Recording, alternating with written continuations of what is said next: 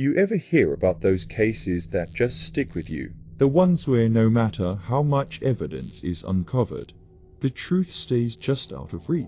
Today, we're diving into a case that has left detectives, journalists, and internet sleuths Scratching their heads for over a decade. The disappearance of Emily Carter. Her case is filled with eerie coincidences, unexplained events, and one major question: what really happened to Emily on that October night? Let's go back to the beginning. It was October 17, 2011. Emily Carter, 23 years old, was last seen leaving her friend's apartment in Asheville, North Carolina. She was supposed to head straight home, a 15-minute drive. She never made it. First, no one panicked. Maybe she stayed over at her friend's place. Maybe her phone died. But by the next morning, when she didn't show up for work and wasn't answering texts, concern turned into full-blown fear. Her car, a blue Honda Civic, was found 2 days later, abandoned on a rural road about 30 miles from her home. The doors were locked. The keys were missing. Her phone was gone. But what was left behind? Her purse, sitting neatly on the passenger seat, and a single muddy footprint outside the driver's side door. Emily had no history of running away. She had a stable job, friends, and was even planning a trip to visit her sister in Seattle the following month. No enemies, no debts, no signs of distress. The police started tracing her movements that night. Her last known location? A gas station. Caught on surveillance footage at 11:23 p.m. The footage showed her alone, filling up her tank, looking around as if she was aware of something or someone. And there's this chilling detail. Her bank card was used again at 2:47 a.m., nearly 4 hours after she was last seen at a 24-hour diner. The receipt showed she ordered just one coffee. But when the waitress was questioned, she swore Emily wasn't alone. She said Emily sat with a man in a dark hoodie who paid in cash and barely spoke. Emily's phone record showed her last call was made at 11:45 p.m. to her best friend, Jessica. The call lasted only 20 seconds. Jessica later told police that when she picked up, all she could hear was rustling and what sounded like distant breathing. Then, the call cut out. The next strange thing, a voicemail left on Emily's mother's phone.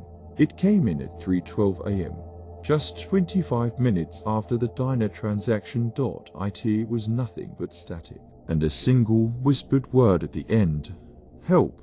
The call was traced to a cell tower near a stretch of highway known for abandoned buildings and old motels. Police searched the area. No sign of Emily. But behind one of the buildings, hidden in the weeds, they found something disturbing. A single shoe. Emily's shoe. At this point, the case had gone from a simple missing persons report to something much darker. Theory number 1. The stranger at the diner. Who was the hooded man? If he wasn't a friend or co-worker, was he someone she met that night? Or worse, someone who had been following her? Theory number 2. The stalker. A few of Emily's friends later came forward with an unsettling piece of information. In the months leading up to her disappearance, Emily had mentioned feeling like she was being watched. She had even told her sister about a white pickup truck she kept seeing near her apartment. Was she being followed? Theory number 3. Someone she knew. Most missing person cases tend to involve someone close to the victim.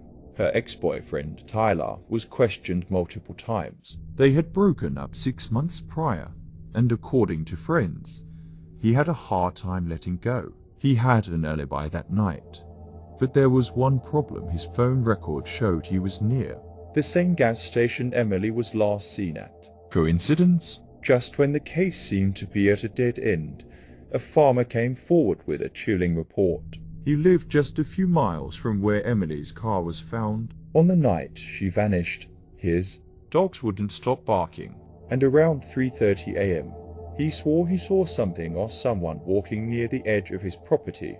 But here's the creepiest part. He said the figure looked disoriented, stumbling through the grass, and she was barefoot. That was the last possible Sighting of Emily Carter. To this day, no body has been found. No suspect has been arrested, and no one knows exactly what happened after that voicemail. But there's one last twist to this story. 2 years later, a hiker found a torn piece of fabric deep in the woods, miles from where Emily was last seen. The fabric, it matched the shirt she was wearing the night she disappeared. Coincidence, or proof that Emily was out there, alive, long after the world stopped looking for her? And if she was out there, where did she go next? To be continued. For 2 years after Emily's disappearance, the case went cold. No new sightings, no fresh evidence, just a gaping hole in the lives of those who loved her.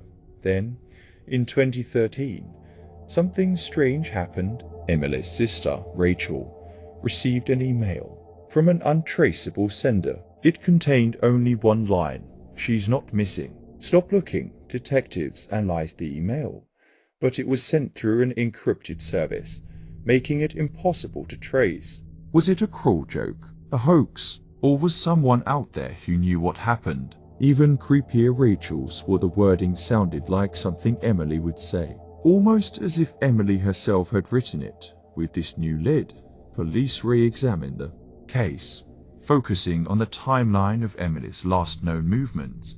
Remember the security footage at the gas station? Investigators noticed something previously overlooked. At the edge of the frame, barely visible, was a white pickup truck.